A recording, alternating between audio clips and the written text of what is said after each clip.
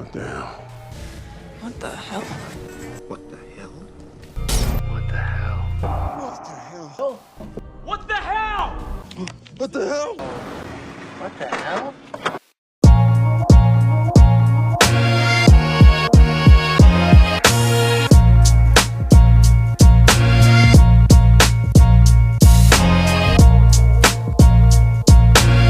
Hello, everybody, and welcome back to What the Hell Should I Watch?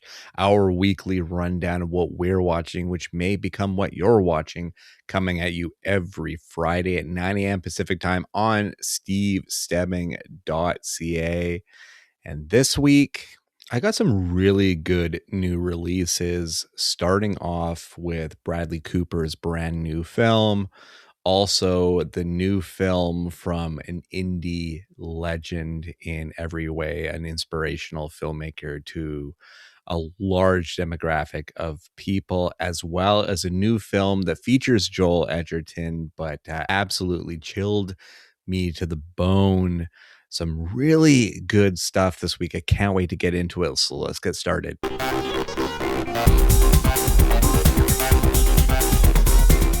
Fresh for your eyeballs this week.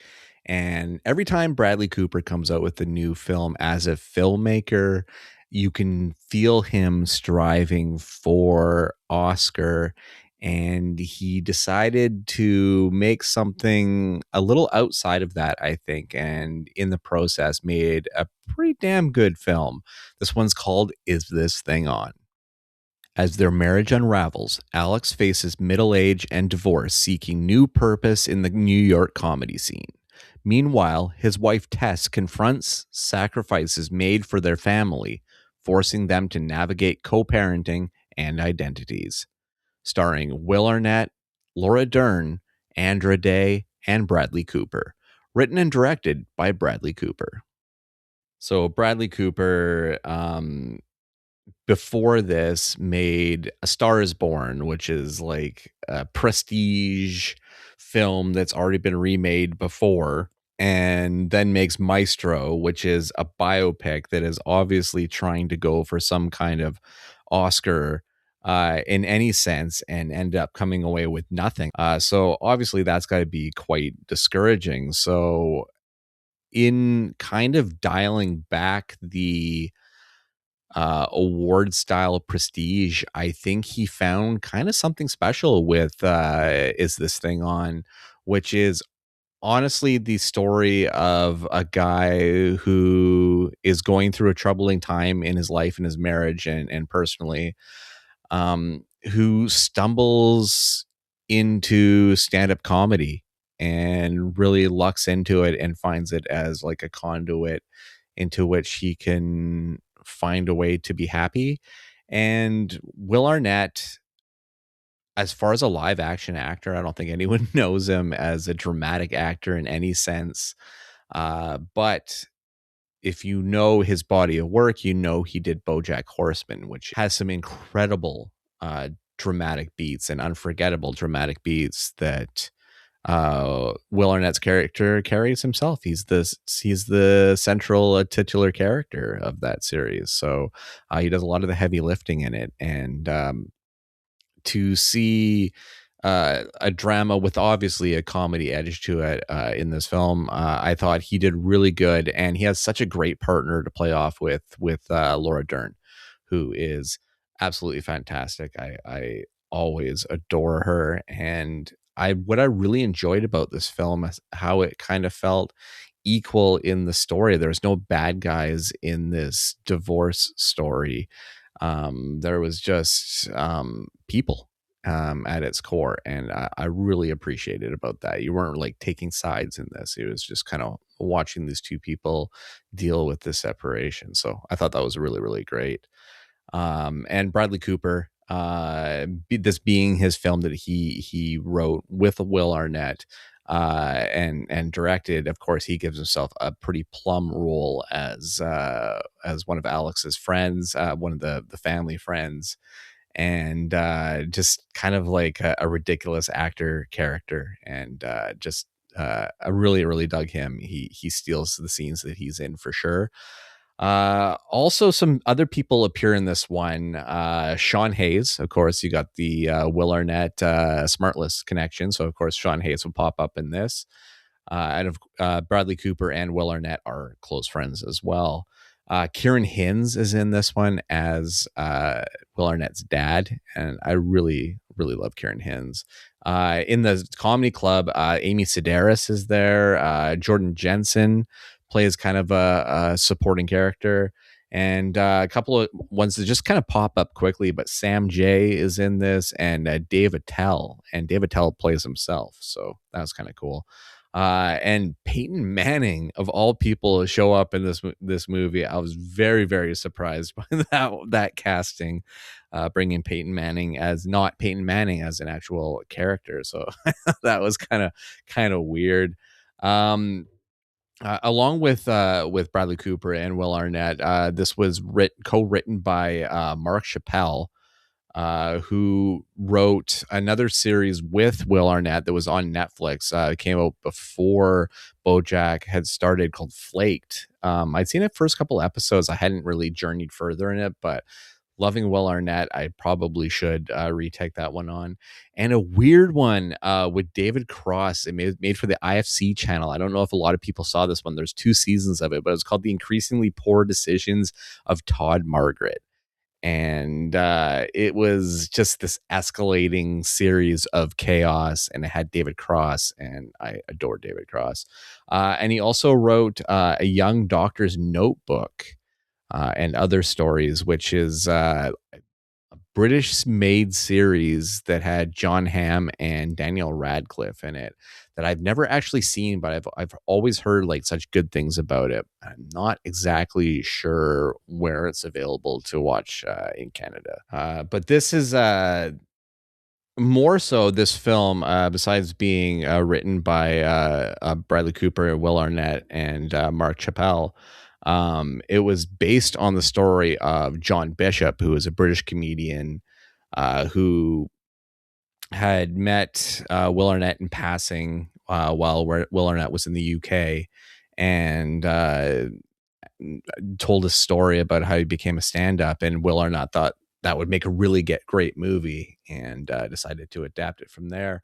Let's get nerdy for 1 second here. The film was shot by Maddie Libatique, who I've talked about a couple of times in 2025, because I talked about Caught Stealing, Darren Aronofsky's film, near the end of August, as well as Highest to Lowest, Spike Lee's latest joint that is now available on Apple TV Plus, and I highly recommend checking that one out. But besides shooting this film, Maddie actually not stars, but is an actual background character in this film as well. So a little on-screen acting for a cinematographer. But I dig this movie. I don't really see it being like a theatrical movie. I did watch it on an awards screener at home.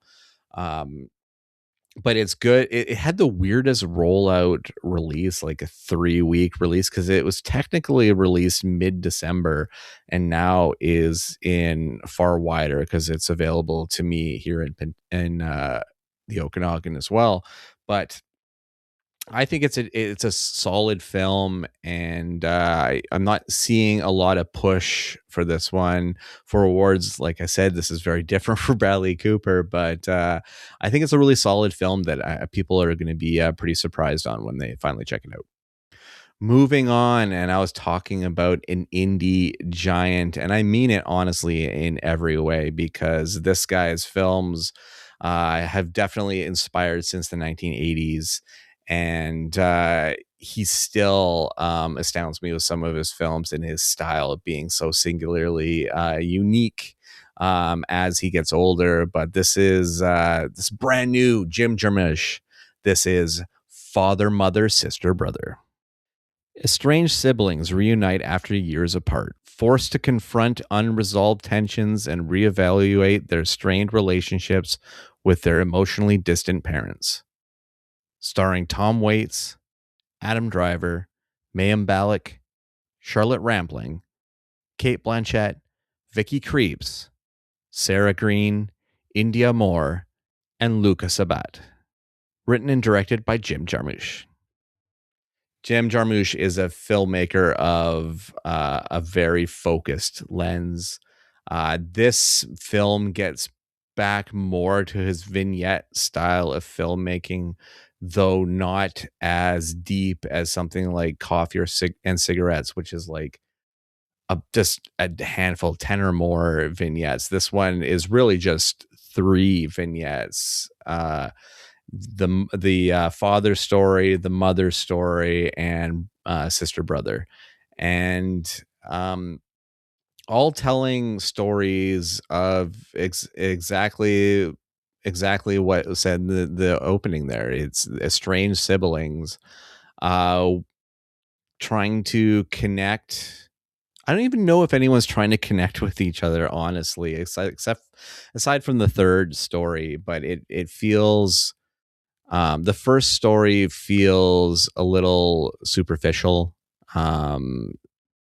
stilted, diluted like water, which is constantly brought up. There are threads that Jarmusch that consistency beats that he hit in each of these stories. But each one is telling a different one. The first one's telling more estrangement. The second one is estrangement, but also a codependent, or not a codependence, but a dependence, still a parental dependence that's focused in the wrong area. And the third one is the third story, because the sister brother story is about twins, a sister and a brother, and it's really more about how there's like, it's like an elastic band that can refine its shape for them. So however far apart they get, as soon as they get together, things start to repair and things start to hold them closer together quicker, if that really makes any sense. And I thought it was a really nice thing to go out on, rather than family lies. I mean, there's Tom Waits' character is essentially lying to his kids in the first story, and in the second story, Vicky Creep's character is, without being proved, but definitely lying a lot about her stuff. And the third one just has connection and just has love. And I really like that Jarmusch wanted to end his film with that kind of feeling and telling a story about family. And I really, really dug that about the film. Of course, it is gorgeous. Jarmusch knows how to write the most awkward of scripts, so he does a pretty goddamn good job of that. And this cast, I mean, the dad, Tom Waits, in the first story is Tom fucking Waits. He goes from eccentric and odd to cool at one point in it, and it's a very odd shift. Adam Driver, always great, and I love the continued work with Jim Jarmusch. I think that's very cool. Mayim Bialik, really weird to see her in this one, because honestly, besides Big Bang and that sitcom she had, I didn't think she would be doing more acting, to be honest. Charlotte Rampling, just brilliant veteran actress. Really, really like her, and I really, really love Vicky Creeps. So big fan of seeing her in this one. I think her and Meryl Streep or something should play family at some point. I think that would be a perfect casting. Or that Vicky Creeps plays the young version of a Meryl Streep character. I think that would be really solid.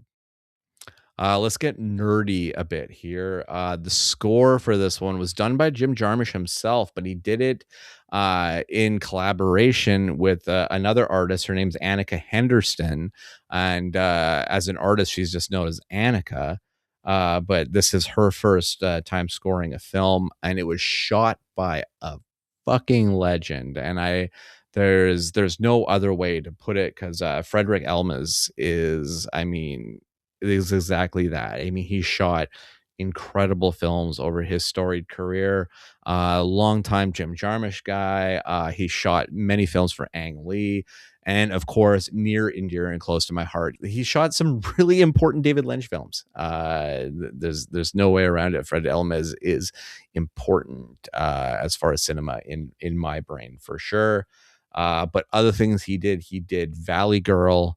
He also did Synecdoche, New York for Charlie Kaufman. And he also did storytelling for Todd Solondz. And if somebody shoots or has anything to do with a Todd Solondz film, best believe I'm going to talk about it on the show, because Todd Solondz is a weird guy and I kind of like talking about him. But also he shot the music video for Lana Del Rey's Blue Velvet, which makes a lot of sense because Frederick Elms shot David Lynch's Blue Velvet. But this one was shot in kind of a tandem as well between stories, because it was also shot by Yorick de Sax, who is usually Olivier Assayas' guy, did pretty much all of his work as far as I know. But also for Greta Gerwig did Little Women, for Claire Denis did High Life, and also did Swimming Pool for Francois Ozon. As well as the showcase series adaptation of the classic film Irma Vep. I shot all of that as well. So that's pretty cool. Some other little trivia facts. Jarmusch initially began writing the film after getting the itch to make something where Tom Waits plays Adam Driver's father. So we can thank those two actors for getting at least that first part of the film. And then Jim Jarmusch cast Mayim Bialik because she was his favorite Jeopardy host after Alex Trebek. I think she does Celebrity Jeopardy, or did Celebrity Jeopardy. I don't know. But, honestly, if you know who Jarmusch is, you're going to kind of be seeking this one out. Or if you hate Jarmusch, you'll be avoiding this one like the plague, because it is a very idiosyncratic to how he makes films. The stilted awkwardness still hangs heavy in the air and hangs heavy on the film, but he always seems to make it interesting, and that's what I really appreciate about him. All right, moving on, we're going to head to a film, like I said at the top of the show, that just really got under my skin and got under my skin fast. This is, I don't know, probably, it came out in 2025, and honestly, it could have completely disrupted my top 10. This one's The Plague. A socially awkward tween endures the ruthless hierarchy at a water polo camp, his anxiety spiraling into psychological turmoil over the summer. Starring Everett Blunk, K.O. Martin, Kenny Rasmussen, and Joel Edgerton. Written and directed by Charlie Pullinger. And Pullinger is a name that I'm definitely going to keep rattling around in the skull, because what a film this is. This is a haunting film through sound design, through cinematography, and just through its subject matter that really is insidious and gets in your head and is like a real life horror, because this is all so plausible.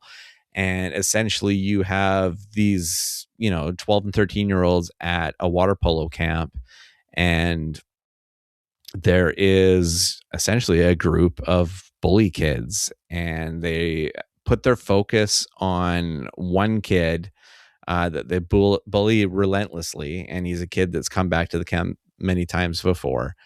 And the new kid, our main character, just kind of is watching this happen and trying to find his way to fit in, and in ways does become a bully himself. And there's just interesting things at play, but honestly, being a parent and watching this kind of makes your blood run cold, because kids could be little fucking shits. And K.O. Martin's character is a ruthless,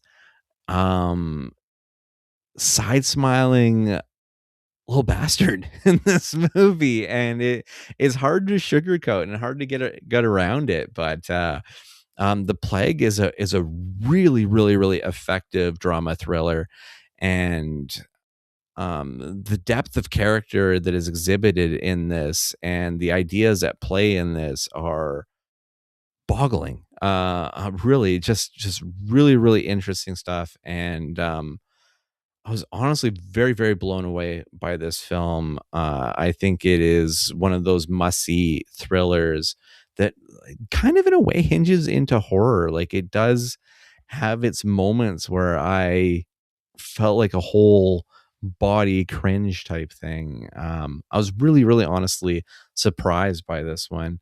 I really don't have any nerdy things to say about this one, but I just think Charlie Pullinger is just a fascinating filmmaker and got some really great stuff out of a predominantly young cast, and then Joel Edgerton in and out here and there. But this young cast is so effective, and you really feel this movie to your core. It's honestly so well plotted and so well written.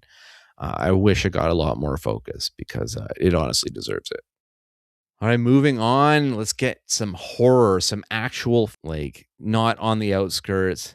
This is some folk horror. And this is actually one I saw it a little while back, and now I finally have an opportunity to bring it to the show, being that we're in January and I have time to slot stuff in and surprise you with stuff. This one is pretty cool. And I'm waiting for it to get a streaming deal so more people can see it. This one's called The Damned. A 19th century widow has to make an impossible choice when, during an especially cruel winter, a foreign ship sinks off the coast of her Icelandic fishing village. Starring Odessa Young, Joe Cole, Siobhan Finneran, Rory McCann, Turlo Convery, Lewis Gribben, Francis McGee, and Michael O'Glane. Directed by Thorder Paulson. So yeah, this is your Scandinavian folk horror, set in the 19th century in like a fishing village, and late at night a ship wrecks out on the rocks, and they can see and hear people screaming for help as the survivors are seeking help, and the people of the town essentially let them drown, not being willing to give up any of their rations for over the winter, which are kind of carefully prepared, and it essentially curses them. And like all good folk horror, this film is really based on sound design and shadow, and does it super effectively. And that makes me really surprised why this film hasn't been pushed out in a wider kind of way. Like, this feels like a perfect Shudder film. It feels like a Netflix film that could really capture an audience, especially in those winter months. Because who doesn't like a good old fashioned frozen horror? And Odessa Young, not enough good things could be said about Odessa Young, an actress that I've really, really loved since I saw her in a Sam Neill film called The Daughter. I thought she's just been crazy good in everything I've seen her in. And she is really, really good in this film.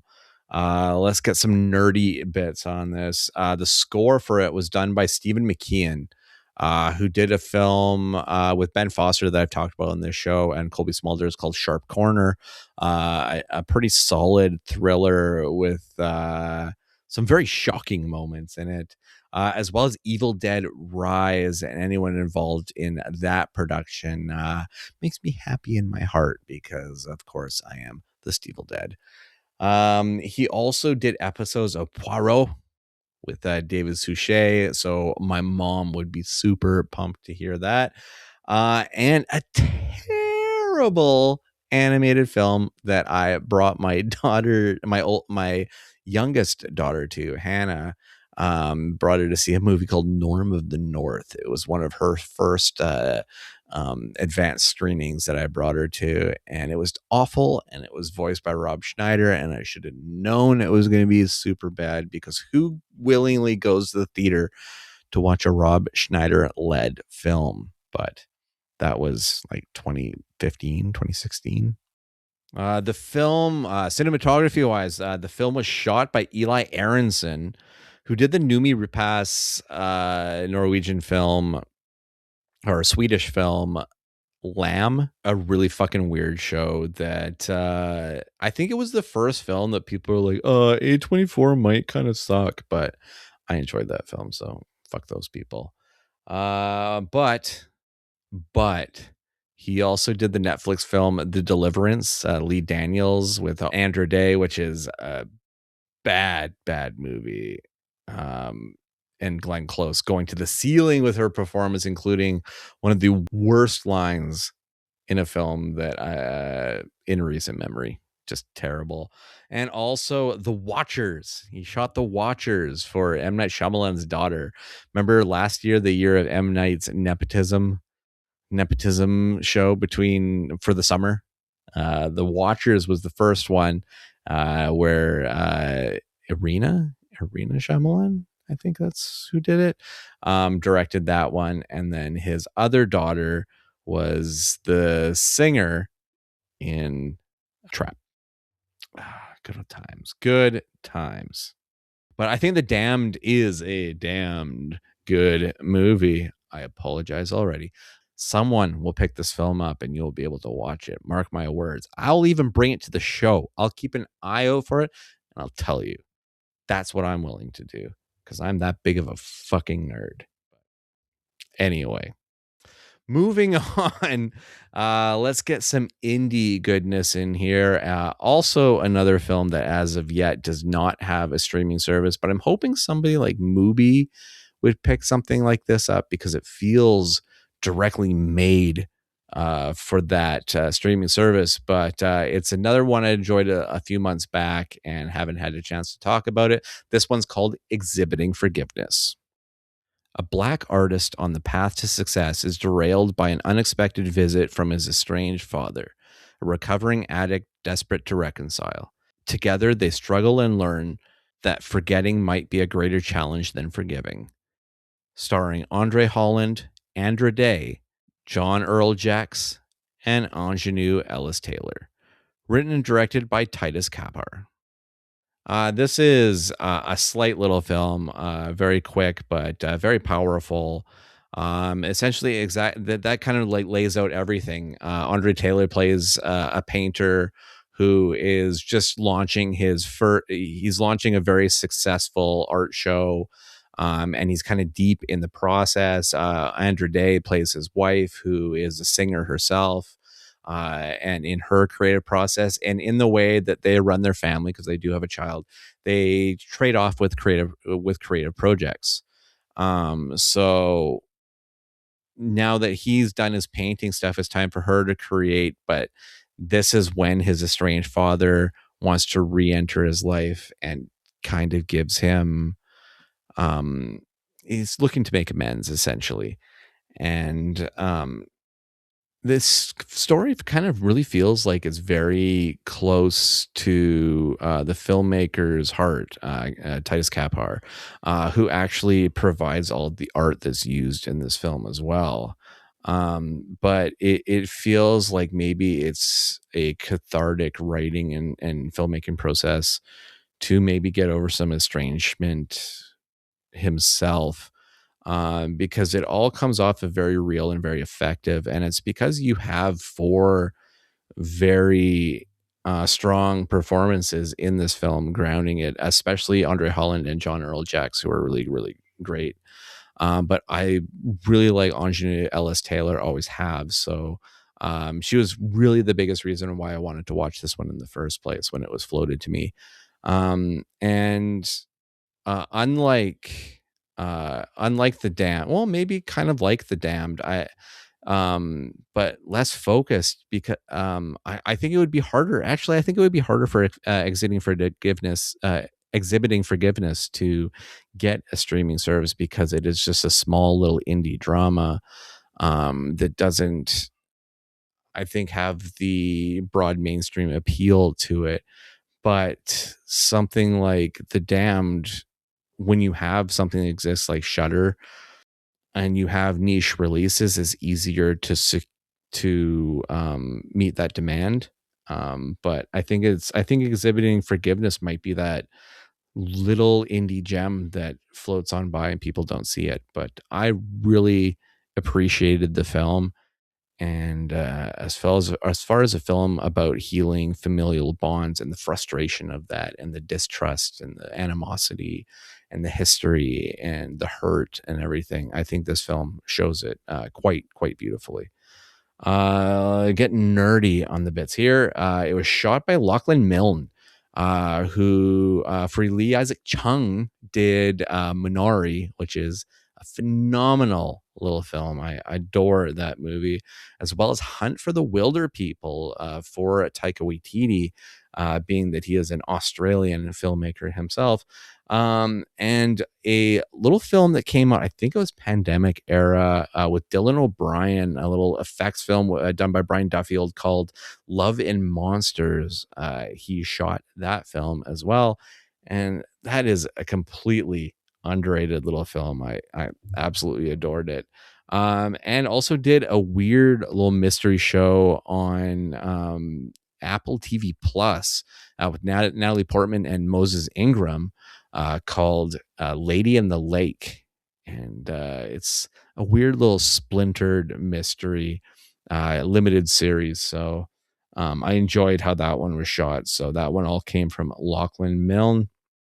And again, I don't know, maybe I'm the only podcast that has talked about Exhibiting Forgiveness, but I hope I am not the last one to, because I think this movie really deserves to be discovered, and I bet it killed on the festival circuit, because the Rotten Tomatoes score kind of reflects it.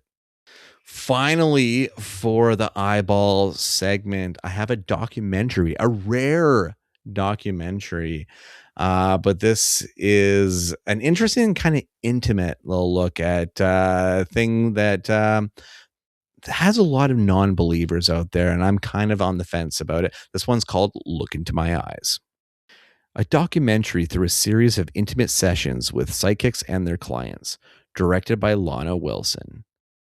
And yet again, another film that definitely doesn't have any streaming going for it right now. But documentary is a weird market that really anybody could pick it up at a later date and put it out. And this one's kind of focused because this one's about psychics, like professional psychics, like appointment psychics. And like I said, there's one side of you that this whole thing feels very griftery about it. Like there's something that they're pulling the wool over somebody's eyes about it, but there is also an intimacy and a knowledge that is exhibited in this film that doesn't feel like a con, that feels actually tethered to something that maybe I don't fully understand.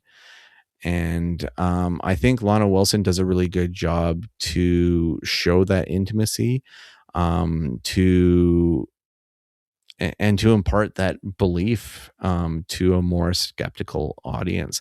And honestly, aside from that, this is really a hard film to break down further than that. But I thought it was effective in answering some questions, but posing some new ones within yourself and within your own belief. And I thought that was an interesting aspect to this film. Am I going to go see a psychic because of it? Probably not. I probably won't be doing that one. But let's get some nerdy stuff here. Lana Wilson, as far as a director, directed another film in a completely different world, but it's $1 billion world now, because she directed the Netflix documentary Taylor Swift, Miss Americana, which I know is very exciting news to my wife that I brought that film up on this show this week. But there's 4 cinematographers used to make this film, again with so many different sessions. But one of them was a woman named Emily Topper, who did that Taylor Swift film Miss Americana, but also did the the comedy documentary series Conan O'Brien Must Go, which is still airing, still doing new seasons, and highly recommend it because it's hysterically funny.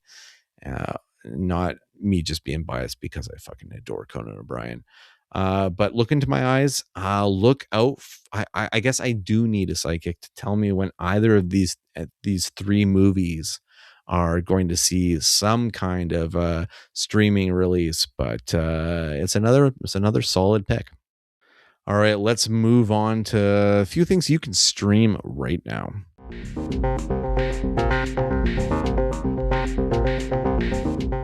So yeah, this is a late to the game stuff right now. I'm still kind of making my way through it. I know it has ended its season run and it's been renewed for a final season, but I just want to get the ball rolling because I'm going to have more to say after I'm done this said season. But this one is Yellow Jackets season 3. A wildly talented girls' high school soccer team become the unlucky survivors of a plane crash deep in the Canadian wilderness.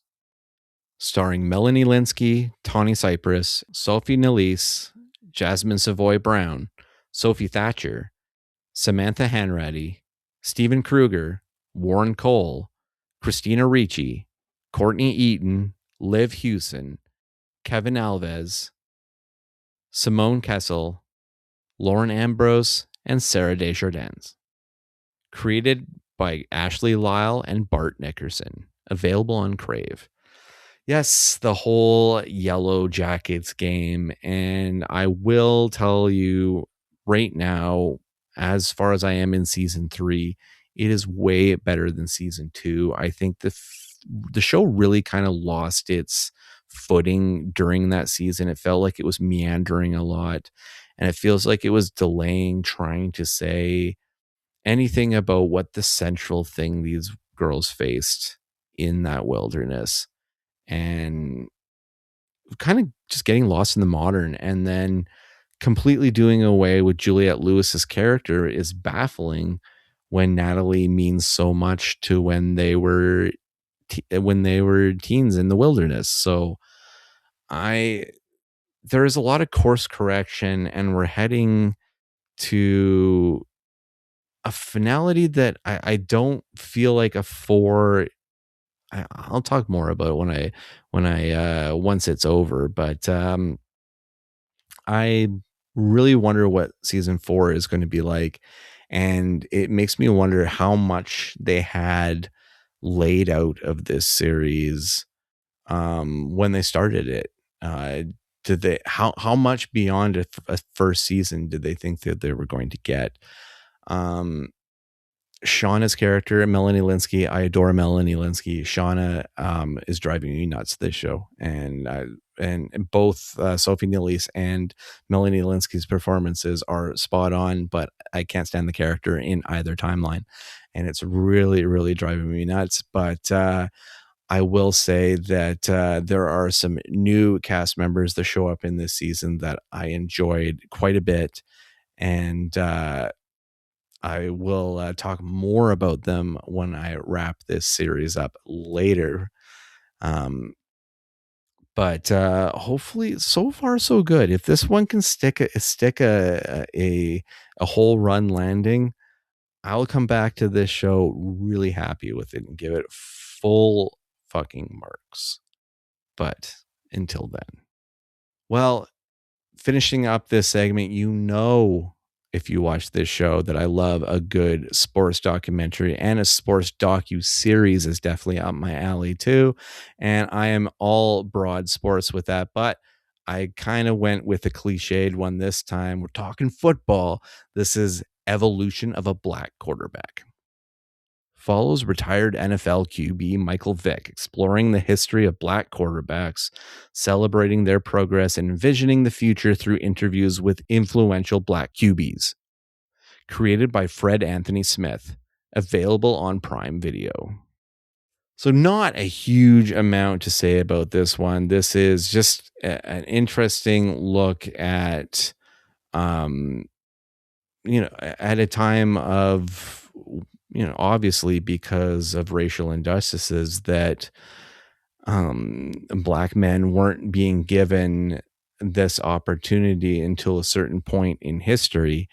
And now we've had some of the greatest quarterbacks of all time are black quarterbacks. And this one, this one is focused in a very societal and racially driven way. I think Jamie Foxx and Common are both producers on this one, so this it definitely hits with the power. I question if Michael Vick is the right person to do this. I know we have to let a person's character rehabilitate, but he was a dogfighting guy, and I don't know. I just have a certain thing, a burr in my skin about that, and it just kind of gets to me. So but I'm enjoying the series so far. This is probably the only time I'll talk about it because it definitely doesn't have any use in wrapping it up. But yeah, if you're into sports, I would check it out, especially if you're into football at all. For more of a behind the scenes and personal look at some of these guys, it's pretty cool. All right, I ended up finishing a series. It's been a little while since it finished, and I know I'm probably way late to the game, but it's time to talk about it.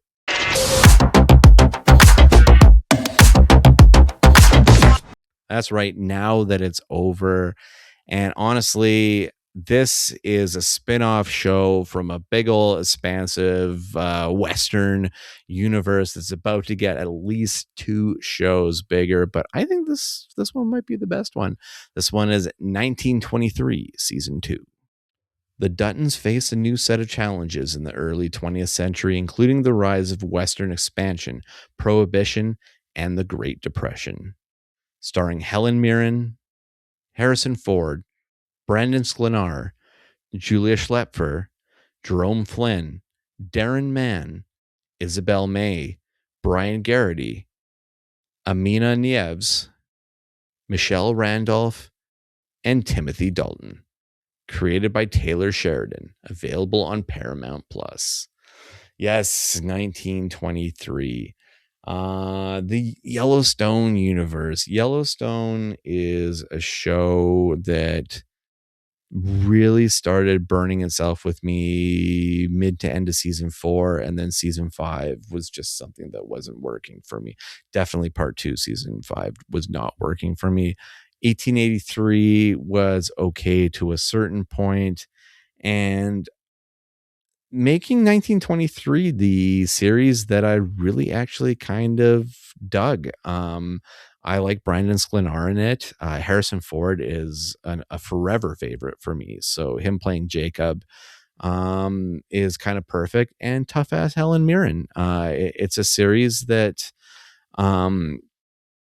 wasn't exactly exciting. It had it's violent, like exciting in the sense that it was unpredictable. I kind of could see the dots connecting themselves as the series went on, but it's not really about that. It's more about the aesthetic. It's about the history. It's about the just the early settler battle. And yeah, there's something about this time period that I really, really dig. I will say one thing that kind of bothers me about Taylor Sheridan, at least when it comes to these prequel shows, because he's done it in both of them now, is he loves to put a lady character through absolute hell just to have them die. And this is exactly what he does with Julia Schlepfer's character, who is Brendan Sklenar's love interest, and puts her through the ringer only to kill her.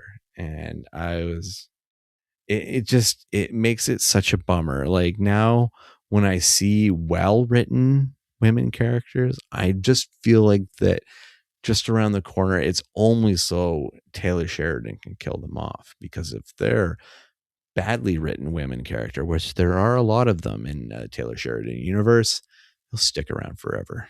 I'm looking at you, Monica. But I think this is the end. It feels like the end. I don't think there's any more to this prequel stories. I think they're just forging ahead with which I'm assuming is going to be the boring Luke Grimes series and the completely unnecessary Rip and Beth series.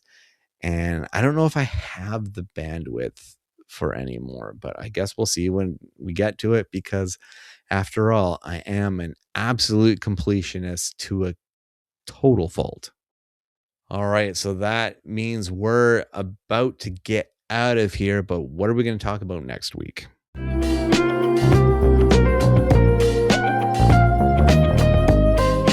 That's right, a taste of next week, and we got some solid stuff, especially if you like your horror films, because 28 years later, The Bone Temple is going to be in my eyeballs, so I can share it all with you. Nia DaCosta taking over the Danny Boyle and Alex Garland franchise, as well as Night Patrol with Justin Long and CM Punk. So I'm pretty pumped about that one. I'm hopefully going to be receiving the screener within hopefully tonight, and then I can cram it into my brain. Also, The Rip, brand new Joe Carnahan with Matt Damon and Ben Affleck. That one's going to be on Netflix. Everybody can check that one out as of when this episode is out. It is on Netflix now. Also, a film that Chloe and I saw at VIFF. Jodie Foster doing a fully French film, A Private Life. And I put my feelers out there for a couple of foreign films I'm really looking forward to. One is called Sound of Falling, and the other one, which is sure to make me cry, is called The Voice of Hind Rajab, which I'm hearing many, many great things about. But that brings us to a close here. You can find me on Twitter, Instagram, Letterboxd, Threads, and Blue Sky at The Stevel Dead. You can find me on Letterboxd at HoneyBunChloe. You can also find all of the episodes for this show on stevestebbing.ca or go to the YouTube page, and please like and subscribe. You can also find us on shiftheads.ca.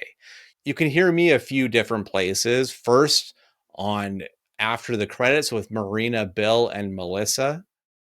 You can find those episodes at atcpod.ca. You can also hear me on Tremble, the Horror Podcast with Kurt and Taylor. You can find those episodes at 3angrynerds.com.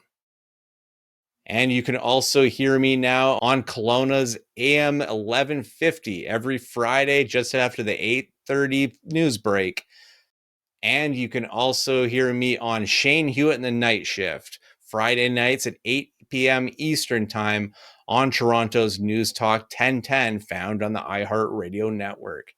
You can also get all of those episodes wherever you get your favorite podcast. And that does it for us. We've emptied out our list for this week, so until next week, bye-bye.